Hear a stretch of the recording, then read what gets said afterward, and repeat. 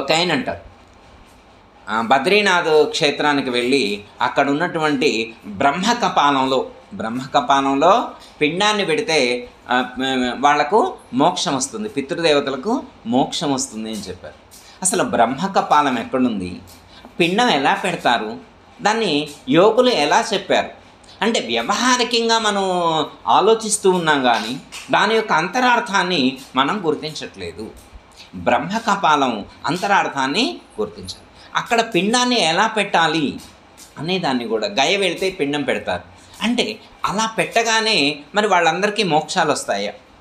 చూడండి, మనం ఇక్కడ ఉండి ఎక్కడో ఏ లోకంలోనో ఉన్నటువంటి ఏదో జన్మ తీసుకున్నటువంటి పితృదేవతలకు మనం ఇక్కడ ఉండే పిండం పెడితే వాళ్లకు మోక్షం వస్తుందా? ఇక్కడ మనం పిండం పెట్టి మనం ఇక్కడ అవన్నీ సమర్పిస్తే, శ్రాద్ధ కర్మలు విధులు అవన్నీ కూడా మనం నిర్వహిస్తే శరీరాన్ని విడిచిపెట్టి వెళ్ళినటువంటి వాళ్లకు మోక్షం వస్తుందా? వాళ్లకు ఇవన్నీ రీచ్ అవుతాయా?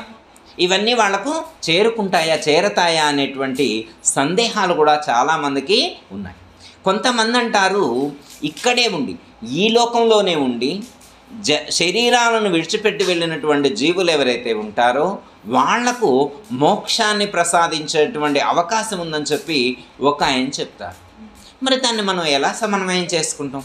అలాంటి పరిస్థితి, అలాంటి సిస్టమ్ అనేటువంటిది మన ఆధ్యాత్మిక మార్గంలో మన పూర్వీకులు ఏమైనా ఏర్పాటు చేశారా? అదంతా కూడా సత్యమేనా? ఇవన్నీ కూడా మనం సుదీర్ఘంగా ఆలోచించినప్పుడు మాత్రమే మోక్షం అంటే ఏంటో మనం క్షుణ్ణంగా మనం తెలుసుకోగలుగుతాం.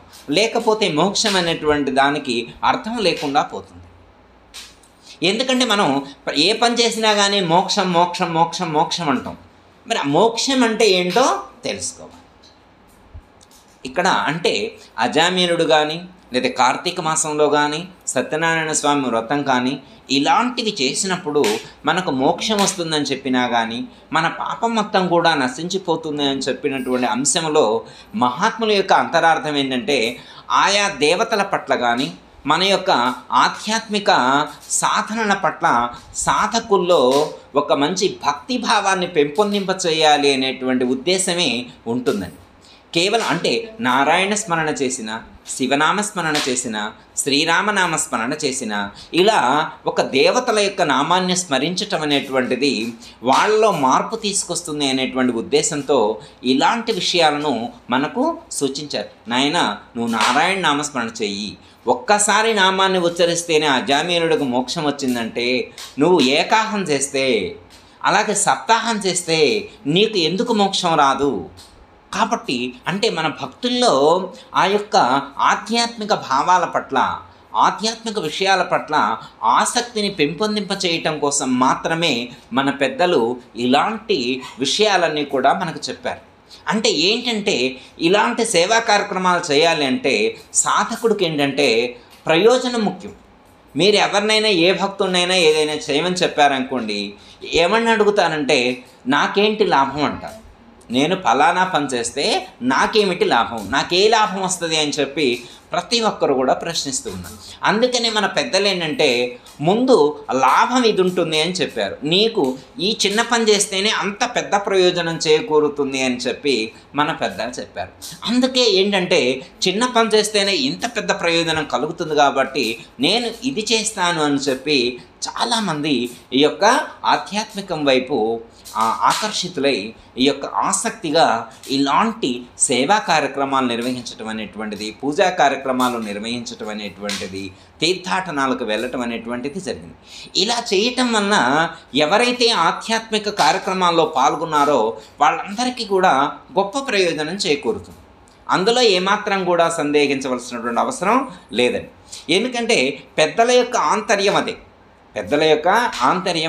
పెద్దలు అందరినీ కూడా, సామాన్యుడిని కూడా ఆధ్యాత్మికం వైపు నడిపించాలి అనేటువంటి ఉద్దేశంతో ఇలాంటి గొప్ప ప్రయోజనాలను చిన్న చిన్న కార్యాలు చేసినప్పటికీ కూడా, చిన్న చిన్న సేవలు చేసినప్పటికీ కూడా బృహత్తరమైనటువంటి ప్రయోజనం చేకూరుతుంది అని చెప్పి మనకు చెప్పారు. ఎందుకంటే అలాంటివి చేయటం ప్రారంభించితే చెయ్యంగా మనలో మార్పు వచ్చి, మన పాపాలు నశించి, మన యొక్క దోషాలు నశించి, మనకున్నటువంటి కర్మలు నశించి మన శరీరం నిర్మలమవుతుంది, అలాగే ఇంద్రియాలు నిర్మలమవుతాయి, మనసు నిర్మలమవుతుంది. అంటే మనల్ని పవిత్రులను చేయటం కోసం, మనల్ని పునీతులను చేయటం కోసం మన మహాత్ములు, మన ఋషులు ఎన్నో విధాలుగా ఆలోచించి ఎలాంటి విషయాలను మనకు అందించటం అనేటువంటిది జరిగింది. ఎగ్జాంపుల్ మనం ఇక్కడ అంటే ఒక్కోసారి వారు సామాన్యంగానే చెప్పినట్లుంటుంది, కానీ దాని వెనుక అంతరార్థం దాగి ఉంటుంది. ఇప్పుడు ఇందాక మనం చెప్పుకున్నాం, శ్రీశైల శిఖరం దృష్ట్యా పునర్జన్మ న విద్యతే అని చెప్పారు. మనం శ్రీశైలం వెళ్ళినప్పుడు అక్కడ ఉన్నటువంటి కొండపైకి ఎక్కి ఆ కొండ మీద నుంచి, అంటే ఊరు బయట, శ్రీశైలం యొక్క ఊరు బయట ఉన్నటువంటి ఆ కొండపైకి వెళ్ళి అక్కడి నుంచి మనం నంది కొమ్ముల మధ్యలో నుంచి ఆ శ్రీశైలం యొక్క శిఖరాన్ని దర్శించినట్లయితే మోక్షం వస్తుంది అని చెప్పారు. చూడండి, ఇక్కడ ఉండి శ్రీశైల శిఖరాన్ని దర్శిస్తే ఎన్ని కిలోమీటర్లు ఉందండి? కొన్ని కిలోమీటర్లు ఉంది కదా, చాలా కిలోమీటర్లు ఉంది కదా. మరి అన్ని కిలోమీటర్ల దూరం నుంచి శ్రీశైల శిఖరాన్ని దర్శిస్తే మోక్షం వస్తుంది అని చెప్పారు కదా. మరి ఇలా దర్శించినటువంటి వాళ్ళందరికీ మోక్షం వచ్చినట్లా రానట్లా? అంటే మనమే అనుకోవాలి కదా, మనకి మోక్షం వచ్చేసింది అనుకోండి ఆల్రెడీ, ఇంకా మనం ఏ సాధన చేయవలసినటువంటి అవసరం లేదు కదా. మనం ఇన్ని సాధనలు చేసేది ఎందుకోసం? మోక్షం రావటం కోసం. మరి మనకి మోక్షం వచ్చిందా రాలేదా తెలియదు. ఎందుకంటే మహాత్ములు సూచించినట్లుగా ఆ పర్వతాన్ని ఎక్కి ఆ నంది కొమ్ముల మధ్యలో నుండి శ్రీశైల శిఖరాన్ని దర్శించారు. కానీ మరి శాస్త్రంలో శ్రీశైల శిఖరాన్ని దర్శిస్తే మోక్షం అన్నారు. మరి దర్శించినటువంటి వాళ్ళందరికీ మోక్షం వచ్చిందనే నమ్మకం ఉందా? ఇప్పుడు నేను శ్రీశైలం వెళ్ళా, ఆ విధంగానే శ్రీశైల శిఖరాన్ని దర్శించారు. మరి ఇప్పుడు నాకు మోక్షం వచ్చిందనేటువంటి నమ్మకం నాకు ఉండాలా వద్దా? మరి శాస్త్రంలో చెప్పారు కదా, మన పెద్దలు చెప్పారు కదా, అక్కడ స్థల పురాణంలో కూడా అలాగే లిఖించబడి ఉంది కదా. మరి ఇప్పుడు నాకు మోక్షం వచ్చినట్లా రానట్లా? మరి నిజంగా మోక్షం వస్తే ఆ రోజు నుంచి ఇంకే సాధన చేయకూడదు. ఎందుకంటే ఆల్రెడీ మోక్షం వచ్చేసిన తర్వాత మళ్ళీ ప్రయత్నం చేయటం ఎందుకండి? సాధన కంప్లీట్ అయిన తర్వాత, లక్ష్యాన్ని చేరుకున్న తర్వాత మళ్ళీ జీరో స్థాయికి వచ్చి మళ్ళీ నేను మెట్లెక్కుంటూ పైకి వెళ్తానని అంటారా? అంటే చాలామందికి కూడా శ్రీశైల శిఖరాన్ని ఆ విధంగా దర్శించిన తర్వాత కూడా వాళ్ళకు మోక్షం వచ్చింది అనేటువంటి నమ్మకం కుదరలేదు. అందుకే వాళ్ళు ఇంకా అనేకమైనటువంటి కార్యక్రమాలు చేస్తూనే ఉన్నారు, ఇంకా ధ్యానం చేస్తూనే ఉన్నారు, యోగం చేస్తూనే ఉన్నారు, దాన ధర్మాలు చేస్తూనే ఉన్నారు, పూజలు చేస్తూనే ఉన్నారు, వ్రతాలు చేస్తూనే ఉన్నారు, అనేకమైనటువంటి సేవా కార్యక్రమాల్లో పాల్గొంటూనే ఉన్నారు. అంటే ఏమిటి అర్థం? ఇంకా వాళ్లకు మోక్షం వచ్చింది అనేటువంటి నమ్మకం కుదరట్లేదు. దీన్ని ఎలా సమన్వయం చేస్తాం అంటే, ఇది వ్యవహారికంగా బాహ్యంగా ఆలోచించినప్పుడు ఇలాగే ఉంటుంది. కానీ దీని యొక్క అంతరార్థాన్ని గుర్తించినప్పుడు, అంటే ఇందులో ఉన్నటువంటి అంతరార్థాన్ని మనం గుర్తించినప్పుడు సత్యం అనేటువంటిది బోధపడుతుంది. శైలము అంటే కొండ, శ్రీశైలము అంటే శుభాన్ని ఇచ్చేటువంటి కొండ అని అర్థం. శుభాన్ని ఇచ్చేటువంటి కొండ, శుభాన్ని ఇచ్చేటువంటి కొండ ఎక్కడున్నది? అది శుభాన్ని ఇచ్చేటువంటి కొండ, అది ఓకే. కానీ మనకు శుభాన్ని ఇచ్చేటువంటి కొండ మనలోనే ఉన్నది. మనలో 7 కొండలు ఉన్నాయని చెప్తారు. అంటే సుషుమ్నా నాడిని ఆశ్రయించి ఉన్నటువంటి సప్త చక్రాలనే 7 కొండలుగా మనకు చెప్పడం అనేటువంటిది జరిగింది. ఈ 7 కొండల్లో సహస్రార చక్రం ఏదైతే ఉన్నదో దాన్ని శ్రీశైల క్షేత్రంగా, శ్రీశైల శిఖరంగా అభివర్ణించడం అనేటువంటిది జరిగింది. ఇప్పుడు మన శరీరంలో ఉన్నటువంటి సుషుమ్నా నాడిని ఆశ్రయించుకొని ఉన్నటువంటి సప్త చక్రాలలో సప్త చక్రమైనటువంటి 7వ చక్రమైనటువంటి సహస్రార చక్రం ఏదైతే ఉన్నదో ఆ సహస్రార చక్రాన్ని దర్శించినటువంటి వారికి శ్రీశైల శిఖరం దృష్ట్యా శుభాన్నిచ్చేటువంటి శిఖరం, శ్రీశైల శిఖరం సహస్రార చక్రం, శుభాన్నిచ్చేటువంటి కొండ అదే. మరి ఆ యొక్క శిఖరాన్ని దర్శించినట్లయితే, ఆ యొక్క శిఖరాన్ని చేరుకున్నట్లయితే, ఆ యొక్క శిఖరమునందు అధిష్ఠితమై ఉన్నటువంటి పరబ్రహ్మం ఏదైతే ఉన్నదో, ప్రత్యేగాత్మ స్వరూపమైనటువంటి తన యొక్క స్వరూపమైనటువంటి ఆ యొక్క పరమాత్మను దర్శించేటువంటి అవకాశం సాధకుడికి ప్రాప్తిస్తుంది. ఏ సాధకుడైతే తన లోపల ఉన్నటువంటి శ్రీశైల శిఖరమైనటువంటి సహస్రార చక్రాన్ని చేరుకొని అక్కడ ప్రకాశించేటువంటి జ్యోతిర్లింగం ఏదైతే ఉన్నదో, శ్రీశైల జ్యోతిర్లింగం ఏదైతే ఉన్నదో, ఆ యొక్క జ్యోతిర్లింగాన్ని దర్శించినటువంటి వారికి ఖచ్చితంగా మోక్షం లభిస్తుంది. అంటే ఇది ఒక యోగ మార్గంలో సాధన చేయవలసినటువంటి అంశం. అంటే సాధకులు శ్రీశైలం వెళ్ళినప్పుడు అక్కడ శ్రీశైల శిఖరాన్ని దర్శించాలి అని చెప్పినప్పుడు మన పక్కన ఒక యోగి కానీ, ఒక జ్ఞాని కానీ, మహాత్ముడు కానీ, ఒక సద్గురు ఉన్నప్పుడు, నాయన శ్రీశైల శిఖరాన్ని దర్శించడం అంటే ఇది వ్యవహారికంగా దర్శించటము, ఇలా దర్శిస్తే పుణ్యం వస్తుంది కానీ జన్మరహితం కలగదు, మోక్షం రాదు. మోక్షం రావాలంటే ఖచ్చితంగా యోగ సాధన చేసి షట్చక్ర భేదనం చేసి సహస్రార చక్రాన్ని చేరుకున్నటువంటి వారికి మాత్రమే మోక్షం సిద్ధిస్తుంది, వాళ్ళు మాత్రమే మళ్ళీ పునర్జన్మకు రారు అని చెప్పి మన పెద్దలు చెప్తారు. అంటే అక్కడ చెప్పబడినటువంటి అంతరార్థాన్ని గుర్తించగలగాలి. అర్థమైందండి? అంటే మన పెద్దలు ఏ సందర్భంలో ఏది చెప్తున్నారు అంటే దాని వెనక ఉన్నటువంటి ఆంతర్యాన్ని మనం గుర్తించినట్లయితే మనం ఆ సత్యాన్ని పట్టుకోగలుగుతాం, సాధన సరిగ్గా చేయగలుగుతాం, లక్ష్యాన్ని చేరుకోగలుగుతాం. లేకుంటే అక్కడే ఆగిపోతాం, ఎక్కడ ఉన్నామో అక్కడే ఆగిపోతాం, మోక్షాన్ని పొందలేం.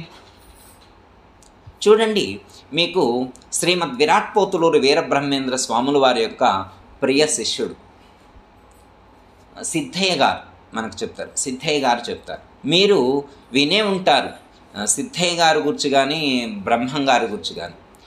బ్రహ్మం గారి లాంటి గురువు కానీ, సిద్ధయ్య గారి లాంటి శిష్యుడు కానీ ఈ లోకంలో లేరు అన్నారు. అంటే అంత గొప్ప గురు శిష్య సంబంధం అది. శ్రీమద్ విరాట్ పోతులూరు వీరబ్రహ్మేంద్ర స్వాముల వారిది కానీ, అలాగే సాధు సిద్ధయ్య గారిది కానీ అంత గొప్ప పవిత్రమైనటువంటి గురు శిష్య సంబంధం అండి. చూడండి, గురువు గారి యొక్క ఆజ్ఞను తూచా తప్పకుండా పాటించినటువంటి వాడు. కూర్చో అంటే కూర్చొని, నిల్చో అంటే నిల్చో, పడుకో అంటే పడుకొని, ఏది చెప్తే అది చేసేటువంటి వాడు. నేను ఎందుకు చెయ్యాలి అనేటువంటి ప్రశ్న కూడా లేకుండా, నేను ఇది చెయ్యను అని చెప్పకుండా చెప్పిన ప్రతి ఒక్కటి చేసేవాడండి సిద్ధయ్య గారు. మీరు వినే ఉంటారు, బ్రహ్మంగారి చరిత్ర వినే ఉంటారు, చదివే ఉంటారు, చూసే ఉంటారు. మరి అలాంటి సిద్ధయ్య గారికి, అంత చేసినటువంటి సిద్ధయ్య గారికి ఆ జన్మలో మోక్షం రాలేదండి. అతను మోక్షం కోసం మరొక జన్మ తీసుకోవాల్సినటువంటి సందర్భం ఏర్పడింది. మనకు ఆ చరిత్ర ముగింపులో బ్రహ్మంగారే చెప్తారన్నమాట. బ్రహ్మంగారు అవతార సమాప్తి చేసేటువంటి సందర్భంలో, వారు నిజ సమాధి స్థితిని పొందేటువంటి సందర్భంలో వారి యొక్క పాదుకలు కానీ అవన్నీ కూడా దండము అవన్నీ ఇచ్చి, నాయన నీవు సాధన చెయ్యి, మరొక జన్మలో నీకు మోక్షం సిద్ధిస్తుందని చెప్పారు. చూడండి, అంటే బ్రహ్మంగారు సిద్ధయ్య గారు ఎంత గొప్ప స్థితిని పొంది ఉన్నారు. బ్రహ్మంగారి దగ్గర ఎంత జ్ఞానాన్ని పొందారు సిద్ధయ్య గారు. మరి అంతటి అపారమైనటువంటి జ్ఞాన సంపదను సంపాదించుకున్నటువంటి సాధు సిద్ధామూర్తి గారు ఆ జన్మలో జన్మరహితం కాలేదని చెప్పి మనకు పెద్దలు చెప్తున్నారు. అంటే మరి అంత సాధన చేసినటువంటి అలాంటి మహాత్ముడికే జన్మరహితం కావడం కష్టమైతే, మోక్ష ప్రాప్తి, మోక్షము సిద్ధించడం అనేటువంటిది కష్టంగా ఉంటే, మరి ఏ సాధన చేయనటువంటి, ఎప్పుడో ఒకసారి పండగ రోజు గుడికి వెళ్ళి, ఎప్పుడో బుద్ధి కుదిరినప్పుడు ఒక దండం పెట్టుకొని, ఒక మంత్రం చదువుకొని ఉండేటువంటి మరి సామాన్యులందరికీ, ఇలాంటి వాళ్ళందరకు మరి మోక్షం సిద్ధిస్తుందా, మోక్షము ప్రాప్తిస్తుందా, మనం ఆలోచించాల్సినటువంటి అవసరం ఉందా లేదా? ఏదో మనకి పురాణంలో చెప్పారండి, అజామినుడు ఒకసారి నారాయణ అంటే మోక్షం వచ్చిందండి, ఎవరో చెప్పారు గంగానదిలో స్నానం చేస్తే మోక్షం వచ్చిందని చెప్పారు, ఎవరో సత్యనారాయణ స్వామి వ్రతం చేస్తే మోక్షం వచ్చిందని చెప్పారు, నేను అంతవరకే సాధన చేస్తాను, నేను అవన్నీ సాధన చేశా కాబట్టి ఇంకా నేను ఏ సాధన చేయవలసినటువంటి అవసరం లేదని మరి ఖాళీగా ఉంటామా? మరి సిద్ధయ్య గారి యొక్క సాధన విషయం తెలిసిన తర్వాత కూడా నేను ఏ సాధన చేయనని అంటామా? ఆలోచించండి. మరిన్ని ఆధ్యాత్మిక రహస్యాల కోసం అచల బోధ, ఆత్మబోధ, భగవద్గీత, అలాగే పండుగల్లో దాగిన అర్థాలు, అంతరార్థాల కోసం మరియు యోగము, ధ్యానము మొదలైన అనేక ఆధ్యాత్మిక తెలుగు ప్రవచనాల కోసం క్రింద ఉన్నటువంటి రెడ్ కలర్ సబ్స్క్రైబ్ బటన్ను క్లిక్ చేయండి. అలాగే ప్రక్కనే ఉన్నటువంటి గంట సింబల్ను నొక్కండి. అలాగే ఈ వీడియో మీకు నచ్చినట్లయితే లైక్ చేయండి మరియు షేర్ చేయండి.